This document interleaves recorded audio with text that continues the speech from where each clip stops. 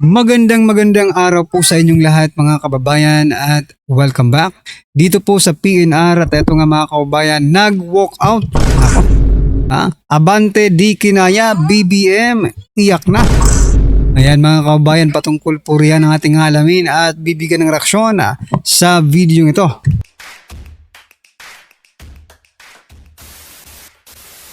Whose complaint is sufficient in form, the same has been objected to by the Honorable.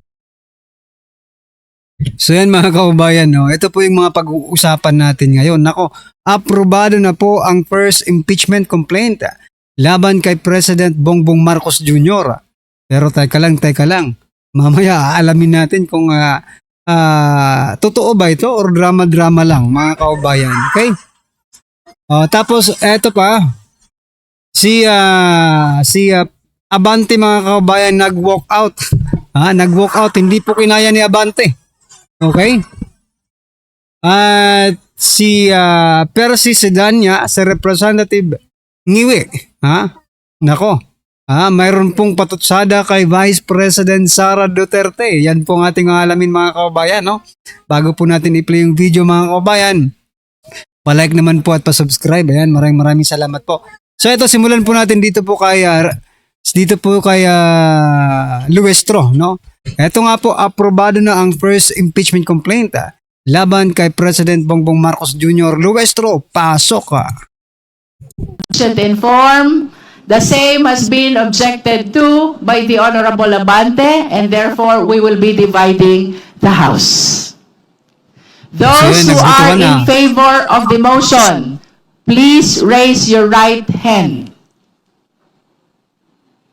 Comsec, please count. So ayan mga kababayan, nasa 45 po yung nagtaas ng kamay . 45 po silang mga congressman na nag-yes mga kababayan. Okay? Binibilang pa Marami. 45 pero mamaya, no? Baka kasi nagdadrama lang ang mga hinayupak na ito .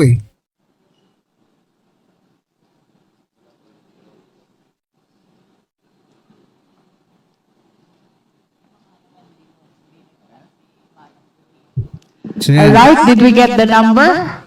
Those who are not in favor of the motion, please raise your right hand.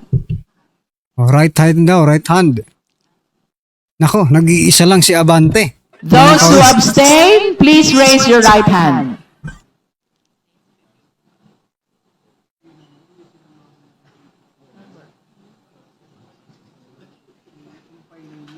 Isa rin po yung nag-abstain mga kababayan.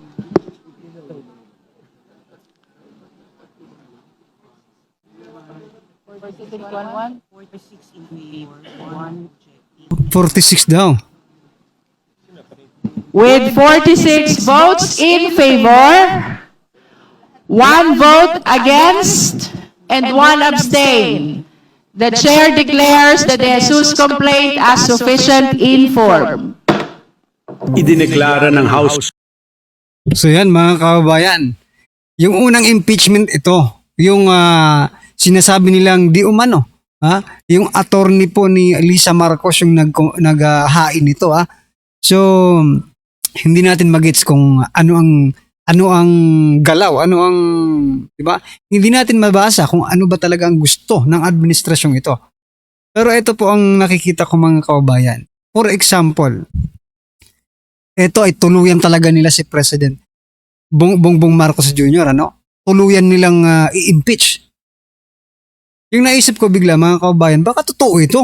Diba? Baka hindi nito drama-drama kasi sa simula pa lang, baka dito magtuloy-tuloy na ito. Diba?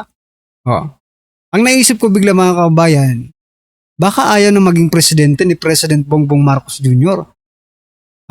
Diba? Kasi sa dami po ng problema ng ating bansa ngayon, diba? Nagkakasakit na po siya, stress na siya sa korupsyon sa ating bansa. Baka naisip nilang, okay, parang ito na lang yung way, no? Para mawala yung stress sa atin at para hindi naman nakakahiya sa taong bayan na tayo ang, di ba? tayo ang kusang lumayas dito sa palasyo, okay, sakyan natin itong impeachment na ito. Pag na-impeach tayo, edi good. Good para sa atin kasi, di ba, aalis tayo dito ng may dangal. Di ba? Pero I think drama lang ito. Sa palagay nyo, anong palagay nyo dito mga kabayan? Nagdadrama ba sila? Ha? Baka pagdating na sa pag hearing na talaga, no? Yung i-judge na sa President Bongbong Marcos Jr. Mag-turn around, mag-turn to 360, no? 360 degrees, 'di ba? Nabaliktad. Nagsibaliktaran lahat ng mga bumoto ngayon. Puchik na 'yan. 'Di ba? Posible rin na pinasasakay lang ang taong bayan, 'di ba? Para isipin natin na talaga sila, nag-effort talaga sila para i-impeach si President Bongbong Marcos Jr. But at the end of the day, no, ngayon sufficient ang sinasabi nila. Pero paano pagdating po doon sa totoong hearing na ng impeachment na 'yan, no? Sabihin na, hindi po substantial ang impeachment of articles ninyo, no? Walang kakwenta-kwenta. Wala na yung 1 year rule bar na yan. 1 year bar rule. Di ba? Anyway, subaybayan po natin ang teleseryeng ito mga kababayan, no? Habang mainit-init pa, okay? At ito naman po si Abante. Si Pastor Abante mga kababayan, ito po. Pastor Abante nag-walk out sa pagdinig sa impeachment ni Marcos Jr. Sabi niya po mga kababayan, it is very clear that there is insufficiency in form. This is actually an exercise of futility and waste of people's money. Pagdating kay Vice President Sara Duterte, hindi mo sinasabing waste of people's money. Di ba? Yung mga hearing nyo sa Quadcom, Tricom, hindi nyo sinasabing you're wasting people's money, di ba? Pero dito, impeachment of the President Bongbong Marcos Jr. which is dapat naman talaga sinasabi po ni Abante na ito po ay pagsasayang lang ng pera ng taong bayan. Sabi niya po dito, therefore, I would like to walk out of this hearing right now. Wala kaming pakialam. Kahit umuwi ka pa sa bahay niyo, wala kaming pakialam. Totoo, mga kababayan. Yung pong sinasabi ng taong bayan wala silang pakialam kay Pastor Abante. Di ba? Puyo. Di ba? Puyo. Pastor Abante, sino ka? Buti nga umuwi ka na lang, nag-walk out ka para wala nang istorbo. Di ba? Ang tanong dito, bakit nagkaganito si Abante? Bakit ganito yung reaction ni Abante, You know what? Nakinabang din sila Sa 910 Congress, nakinabang po sila. Oo. Sa people's money na sinasabi niya. Paano natin masabi? Biruin mo yung anak niya, no? Yung anak niya po ang naging speaker ni speaker. Diba? Nakinabang sila Malamang may pa nito, may nasa likod pa nito kung bakit ganito yung emosyon. Diba? Emotional si Abante. Masyado siyang emotional dito po sa impeachment ni President Bongbong Marcos Jr. Ang tanong, bakit sa Tricom, Quadcom, nakinabang dito si Abante? Nakinabang po yan. Malamang sila po ang mga chairman Anyway, ano po ang inyong opinion dyan mga kababayan? Just comment down below. At ito, pag-usapan din po natin, ito pong si Representative Perse Sidanya. Sabi niya po kasi dito mga kababayan, hindi pa natatakasan ni VP Sara Duterte ang araw ng pananagutan. Na-delay lang niya ito. Si Vice President Sara Duterte ba ang nagdesisyon na yung motion for reconsideration ng impeachment ni VP Sara ay ibasura ng Korte Suprema? Siya ba? Di ba? Nagtatanong lang po mga kababayan kasi parang pinalalabas dito ni Sidanya that Vice President Sara Duterte influenced the Supreme Court doon po sa pagbabasura ng motion for reconsideration ng impeachment ni BP Sara. Maglabas ka ng ebidensya, no, na talagang si BP Sara ang nag-delay. Kung sinasabi mong nag-delay, di ba? Balita nga natin, maghahain na naman yung kamatayan black no?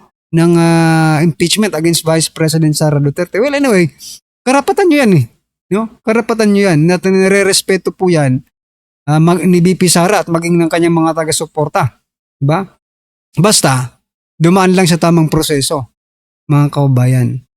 Diba? Anyway, ano po ang inyong masasabi dyan, mga kababayan? Just comment down below. At eto, pasadahan po natin ang video ito. No, sabi po dito, mga kababayan, nagkabistuhan na, tukoy na nasa likod ni Tito Soto. Aba, eto, pakinggan po natin ito, mga karibyo natin. Sir Badong Arateles, pasok. Ito na po ang hinihintay natin, no? Sa totoo lang po, di ba sabi ko nga sa inyo, sino ang nasa likod nitong mga banat na ito ni Tito Soto?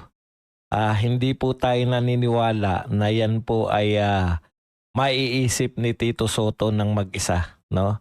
Ngayon po lumabas na po, katulad ng inaasahan natin, ako po, ang inaasahan ko talaga si Boying. Si Boying to kasi yung Bendalo, matagal na po, buhat po na nagsimula sila dyan sa Blue Ribbon Committee.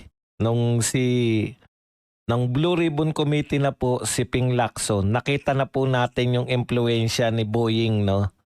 Kaya ako, yung sinasabi ko sa inyo na One Ball University yan, tapos kukwestiyonin mismo yung ang kukwestiyonin ay mismong Supreme Court ruling, hindi po kaya yan. Ngayon po, lumabas na po ang tunay na alam na natin na impluensya nito ni Tito Soto. Kasi halata buhat nung nag-Blue Ribbon si Ping Lacson, nariyan na lagi yung diskarte ni yan yung question ni Marcoleta, di ba? Meron silang iniimbestigahan, hihiramin ni Boying, at that time DOJ pa si Boying. Kung papansinin niyo po, para mabuo lang po sa ako, lang to kumbaga isang pagtatagni-tagni lang po ng mga panyanyari, no?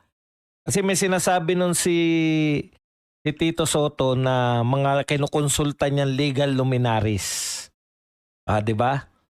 Legal luminaries, talagang matataas yung katungkulan niyan tungkol sa batas.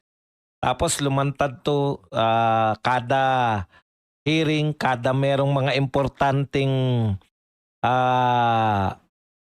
mga testigo, hinihiram muna pansamantala ni Boying, dinadala sa DOJ. Dati DOJ pa siya Tapos ibabalik kinahapunan sa Senado.